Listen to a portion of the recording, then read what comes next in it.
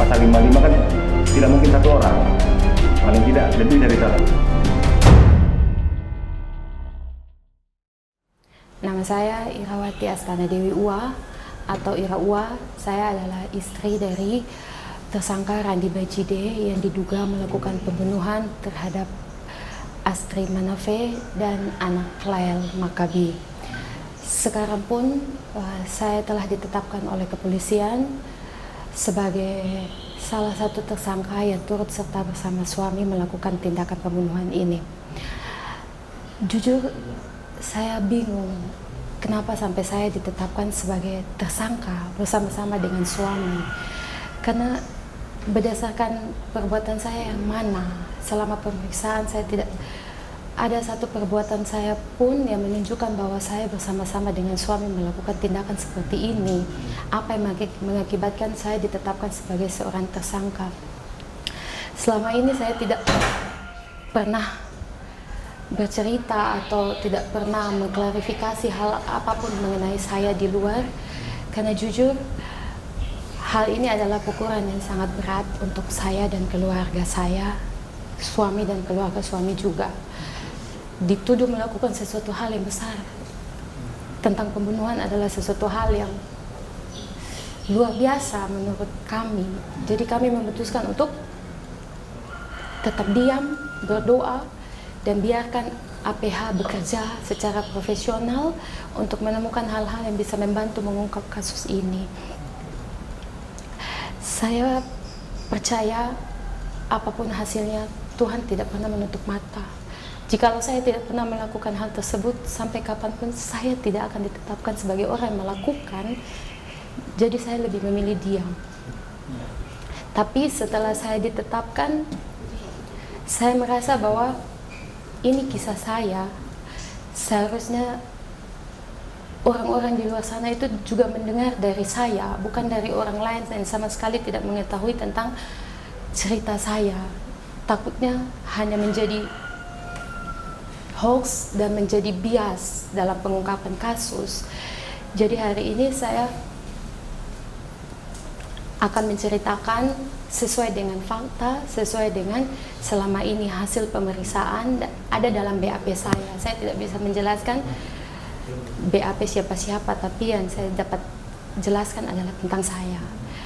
Pertama kali saya tahu suami saya berselingkuh tahun lalu di bulan Mei 2021. Saya diberitahu oleh sahabat saya, sahabat yang sangat dekat seperti saudara, bahwa ada kemungkinan suami saya berselingkuh. Tapi dia tidak tahu ditanya.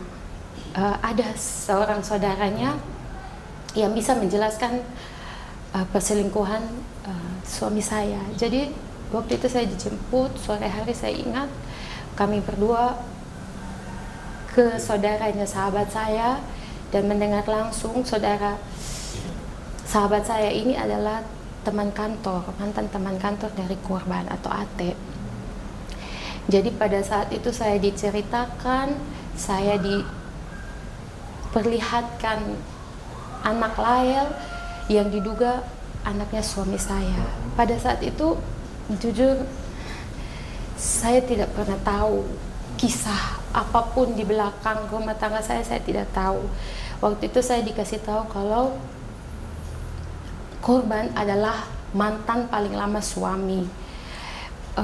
Mereka pacaran sangat lama dulu. Saya tidak pernah tahu itu. Saya pacaran dengan suami cukup lama menurut saya, 6 tahun sebelum kami memutuskan untuk menikah. Dan selama itu 4 tahun pernikahan saya, ditambah 6 tahun pacaran, saya tidak pernah mendengar tentang korban sama sekali. Jadi pada saat itu saya berpikir, karena saya dikasih tahu kalau korban pun tidak pernah menjelaskan secara tegas siapa anak dari siapa bapak dari anak Lael, saya juga masih berpikir positif kalau mungkin bukan suami. Ini semua kan bisa jadi hanya gosip atau bagaimana. Jadi saya waktu itu bertanya kepada suami, namanya perempuan, saya tidak bisa menahan diri saya pada saat itu. Teman-teman saya mau memberitahu saya karena kasihan, tapi mereka takut efeknya terhadap rumah tangga saya. Jadi saya yang berinisiatif untuk menanyakan kepada suami, untuk jujur kepada suami. Waktu itu saya ingat pertama kali saya tanya, Randi, mungkin selama ini ada hal yang kamu sembunyikan dari saya. Saya mohon apapun itu, kasih tahu ke saya. Apapun itu, apapun kesalahan kamu, saya maafkan. Apabila kamu katakan kepada saya sekarang. Namun pada saat itu, malam itu dia tidak mau memberitahukan apapun. Jadi saya tanya lagi besoknya, Randi, kamu selingkuh? Dia bilang tidak. Sumpah, sumpah, demi Allah, demi Allah. Dia bersumpah di atas Al-Quran dan atas nama anak perempuan kami kalau dia pernah selingkuh. Saya bisa apa pada saat itu? Di hari ketiga saya ingat, saya memikirkan cara bagaimana supaya pengakuan ini saya dengar langsung dari suami saya. Karena menurut saya suami saya orang yang jujur. Jadi di hari ketiga saya tanya lagi, Randi, saya pada saat itu saya bilang saya copy SMS. Dulu ada satu aplikasi namanya bisa mengcopy SMS. Jadi saya bisa lihat SMS kamu keluar ke siapa dan masuk dari siapa, saya tahu. Jadi mungkin pada saat itu setelah beberapa hari saya terus bertanya tentang itu. Di malam ketiga suami memutuskan untuk memberitahukan kepada saya. Jadi saya hanya sempat bertanya, itu anak kamu? Dia bilang begitu, menurut mereka begitu. Hanya sempat seperti itu. Jadi saya tidak tahu kejadian apa sebenarnya, ini bagaimana, saya tidak tahu. Yang saya terima dari suami saya seperti itu. Jadi pada saat itu saya hanya bilang, kalau begitu maunya kamu bagaimana? Saya memberikan dia pilihan, atau saya menawarkan dia, Randi, jadi laki-laki itu komitmen. Jadi laki-laki itu harus bisa menentukan pilihan. Kalau misalkan cerita kamu seperti itu, seperti yang saya dengar, maka ceraikan saya.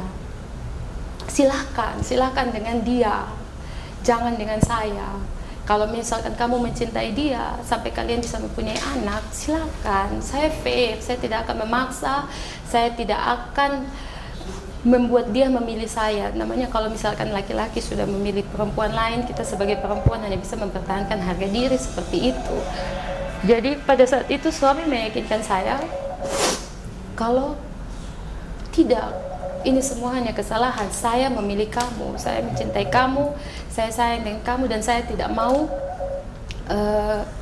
mengorbankan rumah tangga yang sudah jalan sekian tahun. Karena kalau misalkan saya dulu mau dengan dia, pasti saya sudah jadi dengan dia, tapi saya mau dengan kamu, makanya saya nikah dengan kamu. Jadi pada saat itu saya percaya, oke, kalau begitu kasih tahu dia kamu mau dengan saya, kamu mau dengan rumah tangga ini. Setelah itu tolong blokir, jangan ada komunikasi dalam bentuk apapun, jangan ada ketemuan dalam bentuk apapun.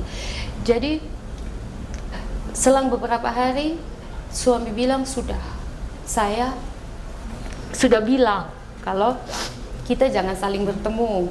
Saya tidak mau ada hubungan apa-apa. Sekarang saya memilih rumah tangga saya. Jadi suami saya mengatakan kepada saya seperti itu, dan oke, saya percaya.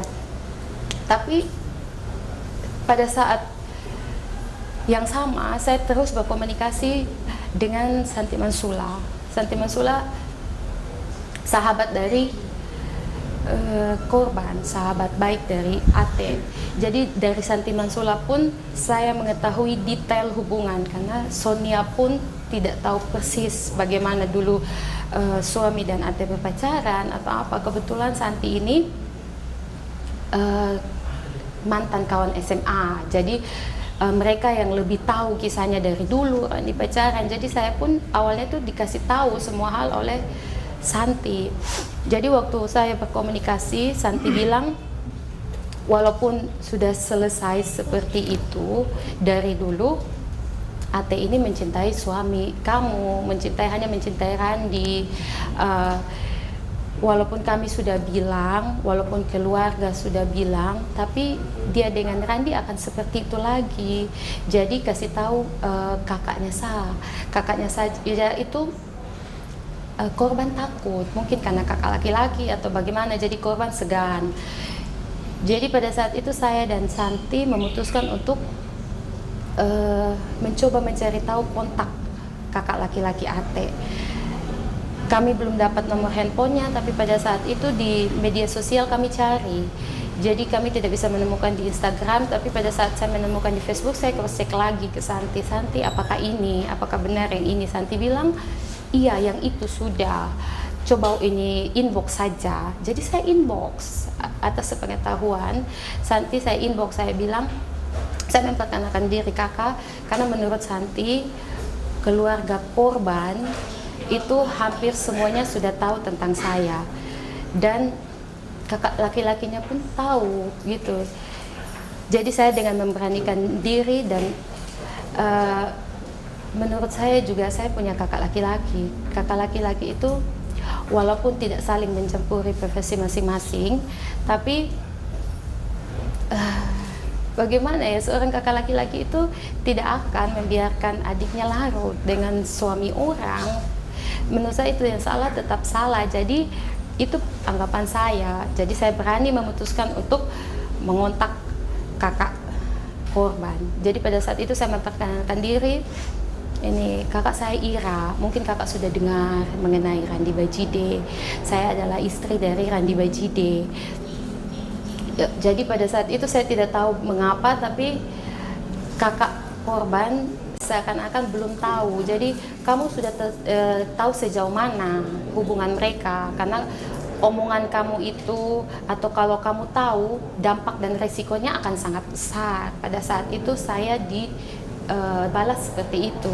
Saya berpikir dampak dan resikonya kepada rumah tangga saya, tentunya perselingkuhan kan berdampak pada rumah tangga saya. Jadi saya bilang, ya kak, sebelum dampak dan resiko semakin besar, saya minta tolong untuk kakak menasehati adik kakak. Saya minta tolong kalau misalkan pun suatu saat nanti Randi yang mencari Ate, informasikan saja ke saya. Saya yang akan melarang Randi. Tapi untuk Ate, saya mohon kakak yang menasehati dia.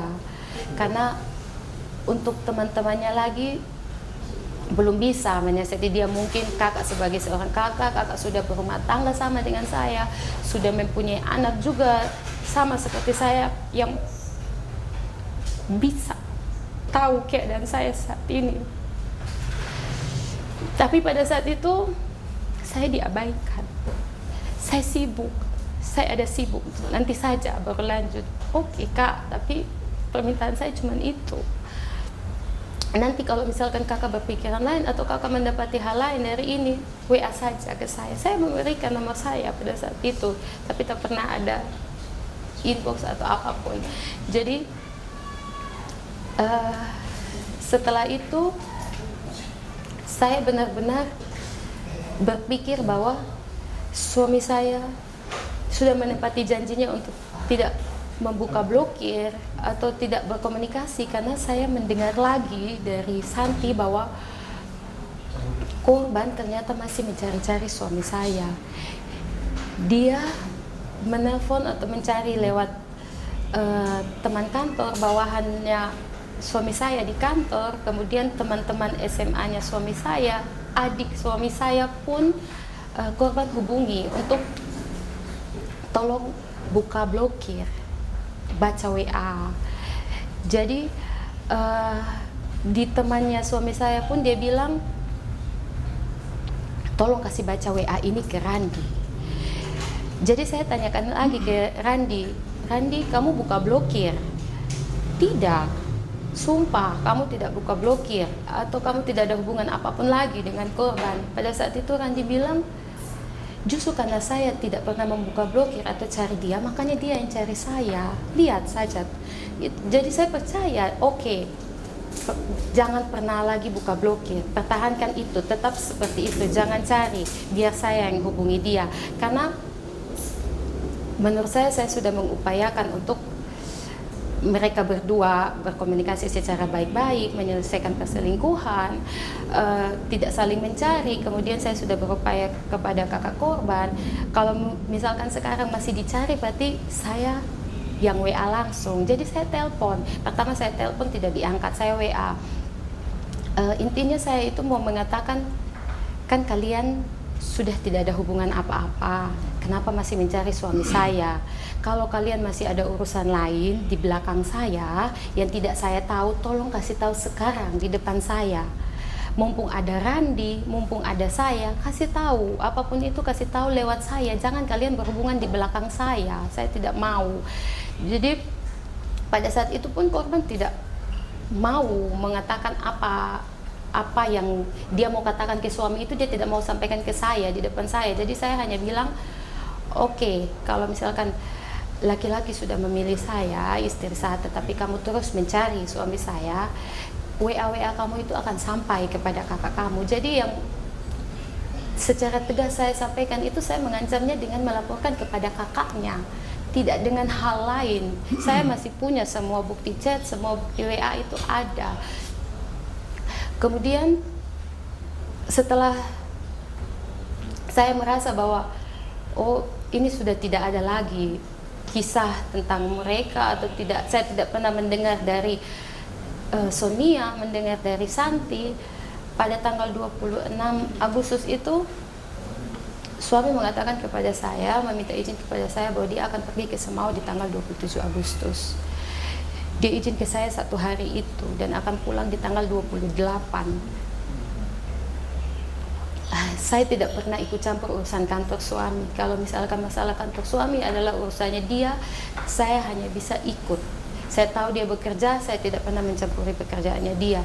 Jadi saya bilang, oke, pergi dengan siapa? Perginya sama siapa? Sama bos. Oke. Jadi di tanggal 27 saya tahu dia ada di Semau. 27 hari yang sama, itu saya sore di tanggal 27 saya pergi dengan adik saya di Siloam. Saya kontrol, adik saya temani. Pulang dari Siloam, kami masih sempat berbelanja di salah satu toko di Obobo. 28 ini yang saya dengar diperkirakan sebagai tanggal kejadian. 28 itu saya piket dari pagi sampai siang itu di sekolah saya. Saya piket dari pagi sampai siang. Saya punya bukti GPS-nya semua lengkap. Ada bukti-bukti WA bersama adik saya, bersama teman-teman saya. Itu semuanya ada. Jadi pada tanggal 28 setelah piket sampai siang, saya lanjut. Saya guru. Jadi saya bekerja mengenai perangkat-perangkat pembelajaran dalam 1 semester yang akan digunakan. Saya kerjanya di kosnya teman saya di Kayu Putih, itu sampai malam. Pada saat tanggal 28 malam saya dijemput suami saya. Kan saya sudah tahu dia di Alak, sudah di Kupang, dia sudah tidak di Semau lagi. Saya baru ingat itu setelah saya mengklarifikasi dengan GPS saya. Jadi di tanggal 28 itu dia menjemput saya ke rumah saya di Nekolan untuk pulang ke Alak. Namanya seorang rumah tangga kecil yang mempunyai anak kecil yang dititipkan ke orang tua. Kami seperti itu, kami anak di rumah orang tua, nanti pulang kerja sudah malam baru pulang kembali ke rumah kami di Alak. Jadi setiap harinya kami begitu. Jadi pada saat itu suami menjemput saya ikut karena yang menjemput saya suami saya sendiri. Kemudian tidur pun di rumah kami sendiri. Jadi saya ikut dia untuk pulang ke Alak. Di tanggal 29 Agustus 2021 suami saya bilang dia mau ke kantor karena punya urusan di kantor. Saya yang antar. Jadi saya mengantar dia ke kantor, kemudian saya balik ke anak saya di Nekolan lagi. Suami pulang sekitar jam 3 atau jam 4 sore. Suami saya pulang, kemudian dia ke kamar mandi. Dia sempat mencas HP-nya dia di kamar kami. Itu kamar orang tua saya tepatnya, karena kami tidak punya lagi kamar di Nekolan. Jadi namanya mungkin perempuan yang sudah pernah diselingkuhi, saya iseng periksa handphone suami. Jadi saya periksa di telepon, tidak ada sesuatu hal yang mencurigakan. Di SMS tidak ada hal yang mencurigakan. Di WA pun tidak ada. Tapi pada saat itu saya periksa di Google Maps-nya suami. Di Google Maps-nya dia, di lini masanya itu, saya lupa tanggalnya berapa. Tapi yang saya ingat, di sekitar 27-28 itu yang suami bilang, suami sedang bekerja di Semau, tapi ditulis di situ Kelapa Lima. Durasinya itu cukup lama. Saya tahu kalau korban tinggalnya di Kelapa Lima. Suami berbohong kepada saya, dan Kelapa Lima adalah sekitar tempat tinggal korban. Jadi waktu itu saya langsung berpikir bahwa suami saya membohongi saya untuk pergi berselingkuh dengan korban. Jadi pada saat itu saya langsung keluar dari kamar orang tua saya, kemudian pada saat yang sama dia keluar dari kamar mandi. Saya langsung mengajak dia untuk pergi ke kamar adik saya. Jadi saya tanyakan pada saat itu, Randi, kenapa kamu bilang kamu ke Semau, tapi Google Maps kamu ada di Kelapa Lima? Berarti kamu bohong dengan saya. Berarti kamu pergi berselingkuh. Dia kan di Kelapa Lima. Saya kan masih sempat menanyakan kepada dia, tapi pada saat itu Randi hanya menjawab, kamu bisa percaya dengan aplikasi bodoh seperti itu, bukan percaya saya yang suami kamu. Akan di aplikasi Google Maps tidak pernah salah. Jadi kamu yang berbohong kepada saya, bukan Google Maps. Kasih tahu saja kalau memang kamu selingkuh, supaya saya sekarang juga saya kasih tahu keluarga saya, sudah cukup saya dibuat seperti ini. Saya kasih tahu keluarga saya, kita dua cukup. Saya masih sempat mengatakan seperti itu, kalau kamu selingkuh cukup Randi, jangan lagi. Jadi pada saat itu dia bilang, saya lelah Ira, saya capek, saya tidak mau bertengkar seperti ini. Kalau kamu memang mau berkata apa dengan keluarga kamu, terserah. Kamu mau info apa ke keluarga, terserah. Mau bilang saya apa, terserah. Saya capek, saya mau pergi dari sini. Jadi pada saat itu suami pun langsung jalan dari rumah. Saya masih sempat mencoba untuk menahan, tapi dia jalan pakai motor. Jadi pada saat saya berpikir suami saya tidak pernah mengabaikan saya seperti itu. Saya telepon, saya SMS, dia tidak angkat. Jadi saya memutuskan untuk mengikuti dia. Mungkin menurut saya pulang ke rumah Alak. Jadi saya angkat mobil kami, kemudian dia tidak pakai helm. Yang saya tahu dia tidak pakai helm, dia pakai baju rumah dan celana rumah. Jadi saya berpikir bahwa oh pasti lewat jalan belakang. Saya lewat jalan belakang untuk pergi ke rumah Alak. Pada saat sampai di sana, saya tidak mendapati suami saya di rumah Alak. Saya telepon, handphone mati. Pada saat saya SMS, tidak terkirim, tidak ada notifikasi. Saya WA centang 1. Saya jujur saya takut. Saya terus cari-cari lagi, saya putar-putar sendiri, masih belum ketemu. Suami pun handphonenya belum bisa aktif. Jadi pada saat itu sudah malam. Saya rasa sebagai perempuan saya juga takut untuk mencari sendiri. Jadi saya memanggil teman saya, sahabat saya untuk membantu saya. Yang pertama saya minta dia buat tolong cek ke kantor, apakah Randi di sana. Jadi teman saya juga, teman saya mungkin dia mendengar saya panik, dia mengecek kantornya Randi, tidak ada. Randi sudah pulang dari sore, itu kata security. Kemudian teman saya datang ke saya. Saya dan dia masih sempat berputar untuk mencari Randi, tapi pada saat itu sudah jam 9 malam. Kami balik ke rumah Alak. Pada saat itu sahabat saya bilang, sudah kamu perempuan, pulang saja dulu. Randi itu laki-laki dewasa, dia tidak akan melakukan hal-hal yang mungkin saya takut dulu, mungkin dia marah, dia melakukan tindakan apa terhadap dia punya diri atau bagaimana, saya tidak tahu. Jadi menurut sahabat saya saya yakin tidak apa-apa. Dia laki-laki besar, dia bisa berpikir, kamu ini perempuan jangan sendiri di sini, pulang saja biar saya antar. Mobil biar tinggalkan di sini. Jadi saya meninggalkan mobil saya di rumah saya di Alak, saya ikut dengan mobil sahabat saya. Pada saat di jalan, notifikasi terkirim masuk ke HP saya. Itu kan artinya antara suami saya sudah membuka handphonenya dia, mengaktifkan handphonenya dia, atau SMS saya sudah dibaca. Jadi saya langsung bilang, ini Randi sudah buka handphonenya, saya telepon dulu. Jadi kami masih sempat minggir, masih sempat ke kiri, kemudian saya telepon.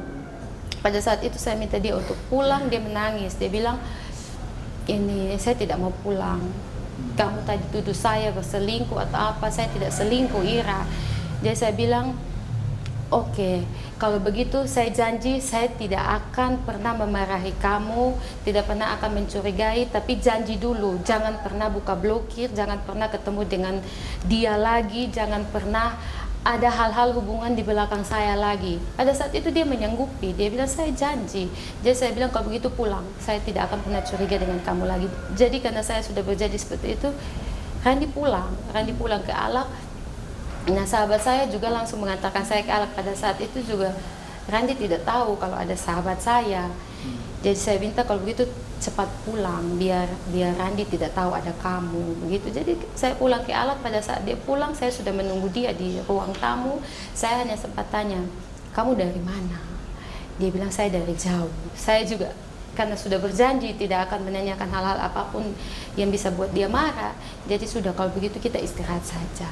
Jadi di tanggal 29 Agustus itu kami langsung istirahat. Di tanggal 30 seperti biasa saya tidur lagi di rumah orang tua, dan Randi tetap bilang saya jaga rumah, saya tidur di Alak. Oke, itu hal yang biasa untuk kami, jadi saya tidak pernah curiga. Di tanggal 31 saya ditelepon oleh Sonia. Kakak, pada saat itu saya ditanya, kakak siapa yang pakai ini mobil di hari Jumat? Kalau tidak salah tanggal 31 itu hari apa? Jadi di tanggal 27 Agustus itu, di tanggal 27 Agustus itu siapa yang pakai mobil? Jadi saya bilang, kenapa? Mobil saya yang pakai. Yakin bukan Kak Randi? Saya bilang, bukan, saya yang pakai. Kenapa? Dia bilang, gini soalnya Ate nih ada jalan sama orang di tanggal 27, dijemput pakai mobil hitam. Jadi kami kira itu Kak Randi. Saya bilang, kalau mobil nih di saya tidak tahu siapa yang jemput dia, tapi yang jelas saya tahu Randi kerja di tanggal 27, kemudian mobil di saya. Dia bilang, oh iya Kak, mungkin bukan Kak Randi. Nah, masih pada saat itu Sonia bilangnya seperti itu. Nah, semenjak itu saya tidak tahu lagi, saya tidak pernah, menurut saya hal-hal hidup saya seperti biasa, saya bekerja atau apa. Di akhir bulan November, sekitar akhir November saya ingat, pada saat itu saya sudah mulai persiapan untuk memasuki masa prajabatan di Hotel Cahaya Bapa.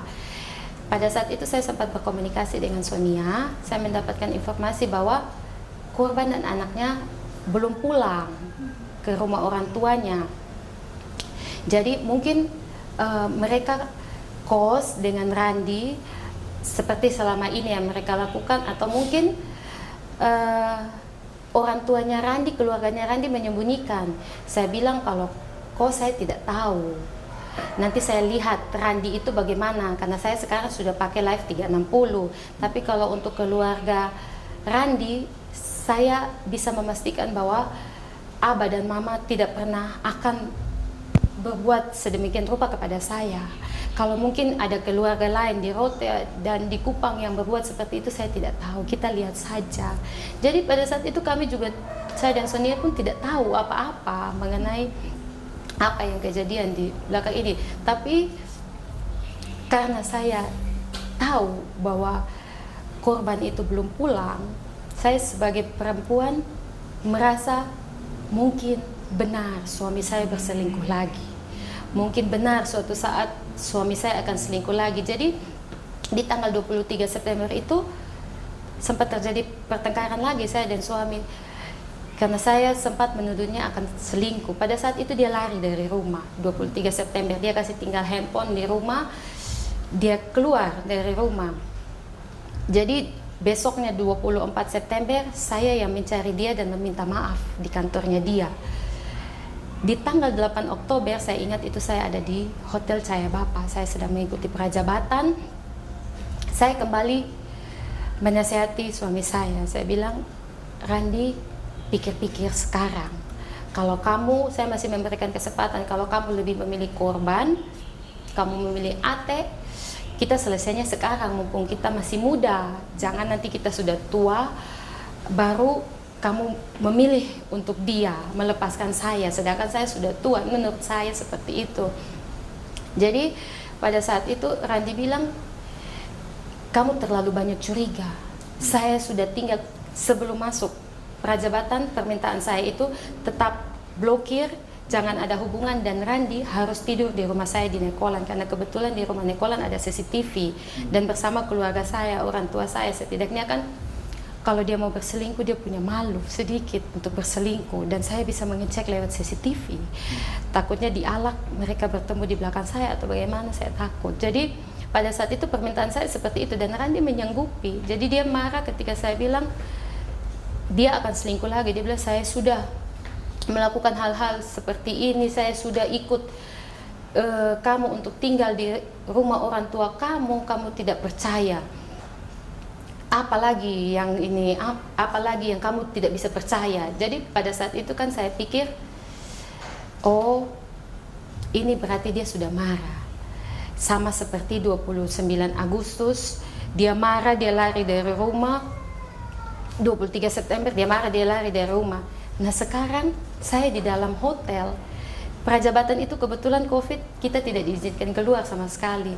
Saya tidak mau kalau sampai, ini kan masih tuduhan saya ke dia, saya tidak tahu dia selingkuh atau benar atau salah begitu, benar selingkuh atau tidak.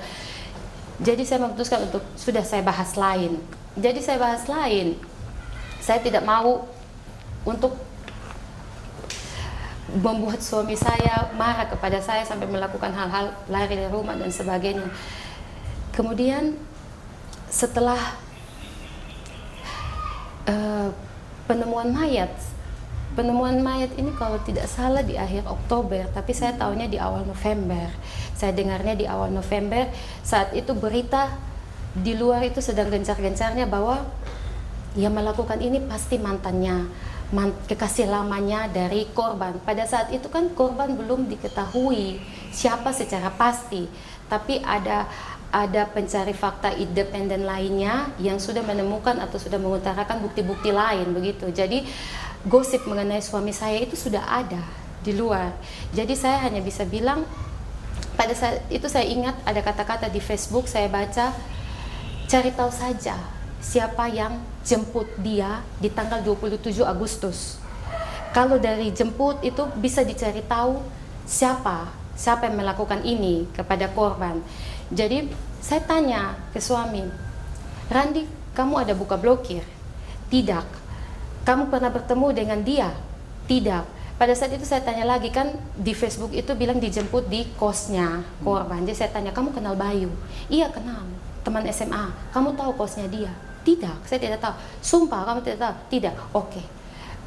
Kalau menurut saya suami saya sudah tidak jemput, berarti kemungkinan besar bukan dia yang melakukan. Kenapa saya harus percaya di luar? Kenapa saya tidak percaya dengan suami saya? Nah, suami saya itu dijemput, tidak diberi surat panggilan, tapi dijemput, saya ingat di 8 November, dia diperiksa di Polsek Alak. Saya pada saat itu hanya bisa berharap bahwa semua yang dikatakan suami saya itu benar. Saya percaya bahwa tidak ditemukan, bahwa bukan dia yang berbuat, tidak akan diketemukan apapun. Kita hanya sebagai saksi karena mungkin kebetulan kemarin mereka sempat berselingkuh, adalah pasangan selingkuh. Saya berpikirnya seperti itu. Jadi pulang pada saat pemeriksaan saya tanya, Randi, kemana? Bagaimana tadi pemeriksaan? Jadi pada saat itu suami saya bilang, aman. Tapi di CDR ada bukti nomor saya mengontak nomor korban intens. Jadi saya bilang, loh kok bisa? Jadi pada saat itu dia bilang, saya tidak tahu, mungkin sistem yang salah. Nah, saya juga pernah bekerja di bank, sedikit paham mengenai sistem kan bisa salah. Saya belum tahu mengenai CDR dan segala macam. Pada tanggal 9 November, saya ditelepon oleh saudara saya. saudara saya, dari bapak sepupu saya. Saya ditelepon, kebetulan dia menjelaskan tentang mobil. Jadi dia bilang, ini yang itu pakai mobil itu mobil saya. Jadi saya bilang, mobil apa kak? Mobil apa? Dipakai untuk apa? Dia bilang, itu yang dipakai, itu mobilnya saya. Mobil apa kak? Jadi saya benar-benar tidak tahu ada kisah tentang mobil gitu. Jadi iya, ternyata Randi itu pernah pakai mobil di tanggal 27 Agustus sampai 31 Agustus. Nah, pada saat Randi diperiksa dari 8 November itu dia sudah tidak ke kantor. Jadi saya ada bersama Randi seperti itu. Di saat yang sama saya bertelepon. Jadi pada saat itu kakak saya atau Fitria Ibrahim ini, dia bilang Randi sewa mobil di tanggal 27 sampai 31 Agustus itu. Pada saat dikembalikan mobil ada bau amis, katanya ikan. Jadi saya kaget, jujur saya kaget pada saat itu. Pada saat yang sama kan saya sudah diyakinkan suami saya bahwa dia tidak tahu apa-apa. Jadi pada saat selesai dengan Fitra Ibrahim percakapan di telepon, saya langsung balik ke suami saya, Randi, kamu ada pinjam mobil? Dia bilang, di mana? Di Kak Sam, katanya di rental. Kamu punya mobil dari 27 Agustus sampai 31 Agustus. Nah pada saat itu dia bilang, saya memang biasa pinjam mobil di situ. Kamu kan tahu, saya biasa bawa tamu ke rental itu. Itu bukan saya yang pakai, tamu yang pakai. Jadi saya bilang, terus yang bawa amis itu tamu bawa ikan tuna. Jadi pada saat itu dia bilang seperti itu di saya.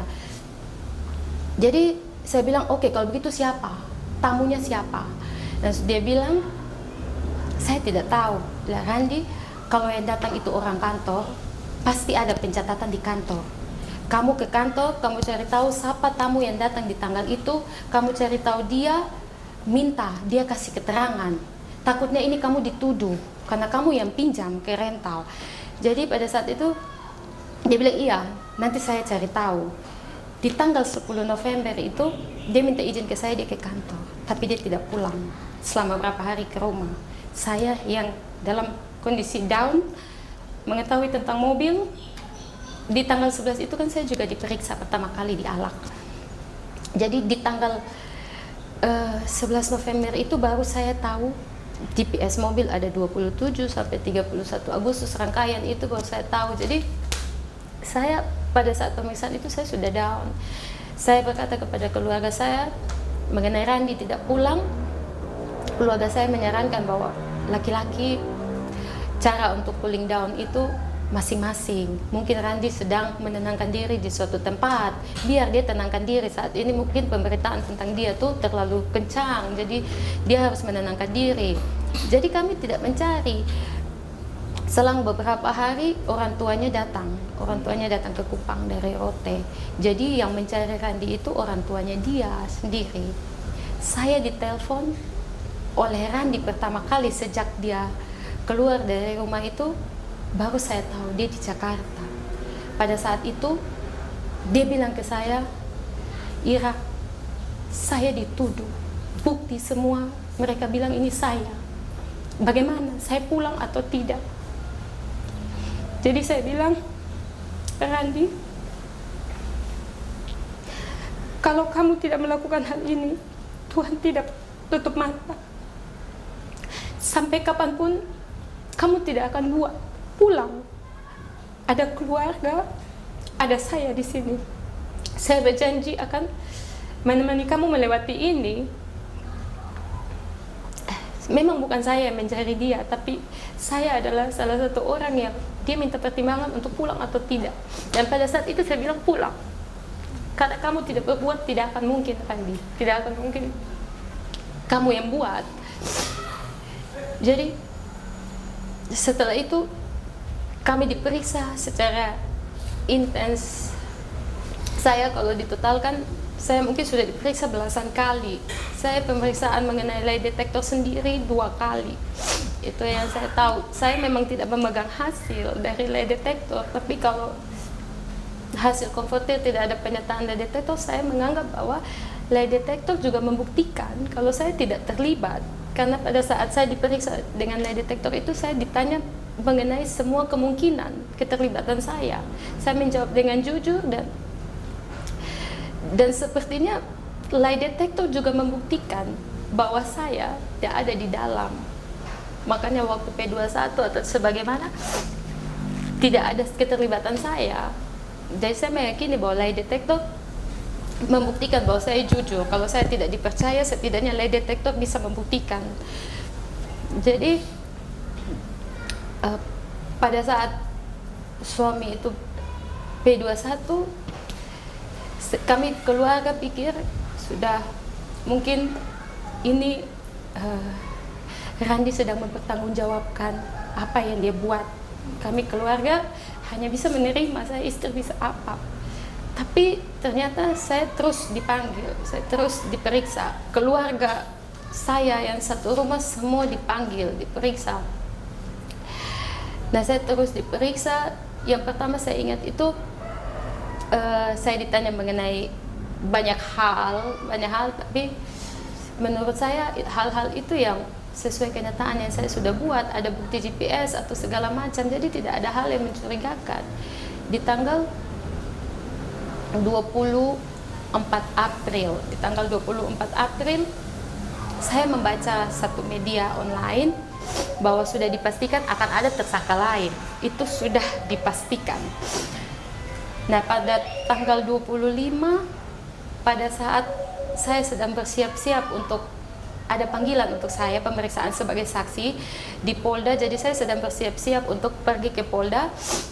Saya mendapat informasi dan sudah ramai di media kalau di dakwaan itu nama saya ada. Saya bersama-sama dengan suami, saya bersama-sama Irawati, bersama-sama dengan Randi Bajide di dalam otoras. Itu yang saya baca di media sosial. Melakukan tindakan seperti ini. Saya down, tapi tetap saya bilang saya masih diperiksa sebagai saksi. Bukti saya ada. Jadi saya tetap pergi pemeriksaan di tanggal 25 sore. Sampai di sana, ini menurut saya hal-hal yang ditanyakan pun hal-hal yang sesuai fakta yang saya bicara. Tidak ada sesuatu hal yang aneh atau bagaimana. Yang pernah saya ingat juga mengenai konfrontir. Saya sempat dikonfrontir tentang pernyataan dari saksi. Saya juga baru tahu pada saat konfrontir itu, saya lupa tanggalnya. Tapi pada saat konfrontir itu saya bersama PH diikutkan dalam satu ruangan bersama saksi Fitria dan Santi Mansula. Jadi yang pertama saya jelaskan satu-satu. Pada saat Fitria Ibrahim itu mengatakan bahwa pada saat saya menelpon dia atau dia menelpon saya, kan dia yang memberitahu di tanggal 9 November dia memberitahukan tentang mobil. Jadi dia mengatakan bahwa saya curhat ke dia bahwa saya dan Randi ini sering bertengkar, dan saya bilang hidup saya tidak tenang kalau misalkan korban masih ada. Jadi pada saat dia mengatakan kepada itu, saya heran gitu. Fitria Ibrahim adalah sepupu saya, tapi hubungan saya dan Fitria ini jujur seperti hubungan yang selayaknya saudara yang bertemu hanya setiap kali lebaran. Kami tidak dekat, kami tidak mempunyai hubungan seperti saudara saya di rumah atau apa. Saya tipenya harus dengan siapa dulu baru saya bicara. Saya bercerita tentang perselingkuhan, tapi perselingkuhan adalah, saya rasa mungkin satu NTT sudah tahu tentang perselingkuhan, jadi wajar saya cerita. Tapi mengenai hal itu menurut saya tidak mungkin. Yang pertama karena saya sedang berada dengan Randi pada saat bertelepon, pada saat saya menelpon atau Fitria menelpon saya itu memberitahukan tentang mobil, saya sedang bersama dengan Randi. Randi sudah meyakinkan saya bahwa bukan dia. Bagaimana mungkin saya menuduh Randi seperti itu di depan kakak saya pada saat dengan Randi? Jadi saya sangat yakin tidak ada seperti itu. Kemudian Santi juga berkata bahwa hidup saya tidak tenang kalau misalkan masih ada korban. Jadi pada saat saya bicara seperti ini dengan beberapa orang, ditanggapinya dengan, emang istri mana sih yang hidupnya tenang kalau masih ada korban? Kan bukan berarti saya menyuruh atau saya tidak mau mereka hidup, bukan. Tapi yang harus digarisbawahi di sini, saya tidak pernah bilang itu. Jadi saya pun seseorang yang mungkin saat ini semua bisa tahu kalau saya tidak pernah menceritakan hal apapun mengenai aib suami saya, mengenai perselingkuhan suami saya kepada siapapun. Hanya dua orang sejauh ini yang mendengar langsung dari mulut saya, yaitu bapaknya suami saya dan mamanya suami saya. Karena sedosa apapun anak, orang tua kandung akan menerima. Tapi pada saat saya memberitahukan kepada orang lain atau mungkin keluarga saya, posisi dengan Randi yang tinggal di rumah saya, hal itu akan menjadi lain. Jadi saya memilih untuk tidak menceritakan apa-apa kepada orang lain. Orang tua saya tidak saya ceritakan, sahabat baik saya tidak saya ceritakan. Keluarga-keluarga lain pun tidak ada satupun yang dengar dari mulut saya. Bagaimana bisa saya menceritakan hal itu kepada Santi? Saya tahu jelas kalau Santi adalah sahabat dari korban.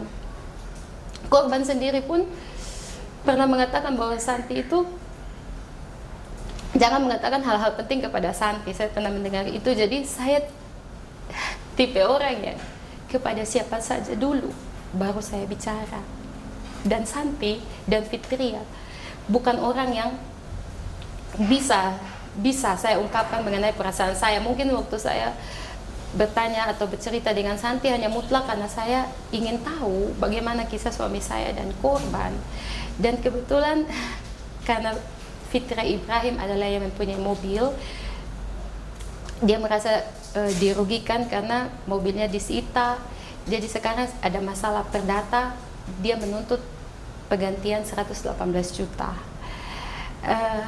Saya tidak mau mengambil kesimpulan apa-apa dari hal ini, tapi seharusnya validasi itu kan diperiksa lagi, apakah benar ini dikatakannya seperti itu atau bagaimana. Sedangkan hasil konfrontir itu saya benar tidak bilang seperti itu. Terus kenapa saya ditetapkan sebagai tersangka? Dasar apa? Nah, tanggal 24 saya sudah tahu kalau misalkan saya baca kalau akan ada tersangka lain. 25 nama saya keluar di dakwaan suami bersama-sama suami, sedangkan saya dengarnya siang, sorenya saya masih diperiksa sebagai saksi. 26 saya diberikan surat penetapan tersangka, 27 baru saya baca di berita diumumkan secara resmi penetapan tersangka. Sedangkan pada saat itu saya di tanggal 26 pagi atau 25 malam saya sudah dengar kalau nanti akan ada penetapan. Berarti terus tanggal 25 itu saya diperiksa sebagai saksi.